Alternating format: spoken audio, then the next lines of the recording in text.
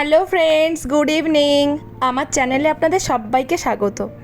তো প্রত্যেক দিন সন্ধেবেলায় দেখবেন একটু হালকা খিদে পেলে না স্ন্যাক্স টাইপের কিছু খেতে ইচ্ছে করে। আজকে ননি টিউশন যাওয়ার আগেই আমাকে বলে গিয়েছিল যে আমার জন্য চিজ বল কিন্তু বানিয়ে রাখবে, কিন্তু আমার ওই যে একটু ভুলো মন, সব ভুলে গেছি। ঠিক সন্ধে দিতে যাব তার আগে আমার মনে পড়লো, এই রে ননি তো বলে দিয়েছিল চিজ বল খাবে।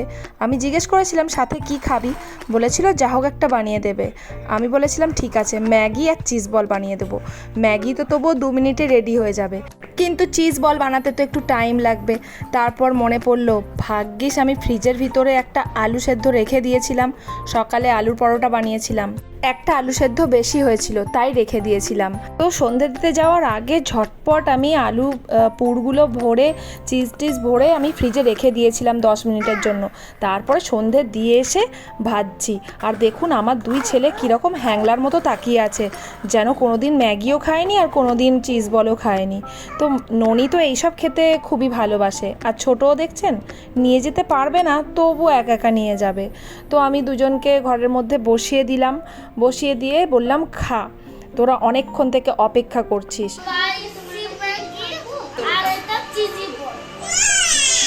আজ ননি আমাকে বলেই দিয়েছিল চিজ বল থেকে যেন চিজটা খুব ভালোভাবে মেল্ট হয়ে যেন বেরোয়, মানে ও যখন ভাঙবে তখন যেন চুইনগামের মতন বেরোয়।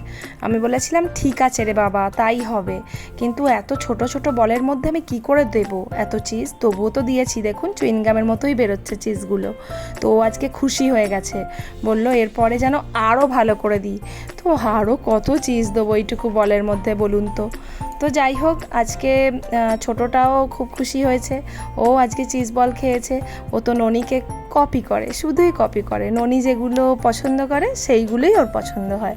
এই যে ওর চিজ বল থেকেও চিজ বেরোচ্ছে, সেইটা দেখে ও আনন্দিত। আর এদিকে ম্যাগি নিজের হাতে খেতে পারছে না, তবু চেষ্টা করছে। আর এদিকে আরও 4টে চিজ বল বাকি ছিল। তো ভাবলাম তাহলে আমার যদি শাশুড়ি একটা খাবে, বাদ বাকি ওদের আরও একটা করে দিয়ে আমি একটা টেস্ট করব। তো শাশুড়িকে বললাম মা একটু খেয়ে দেখুন না, বললো না না আমি খাবো না।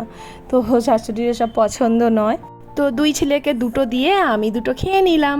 তারপরে মনে পড়লো আরে বাবরে কালকে তো পরীক্ষা, চল ননি তাড়াতাড়ি পড়তে বস, নাহলে কালকে কিচ্ছু লিখতে পারবি না পরীক্ষায়।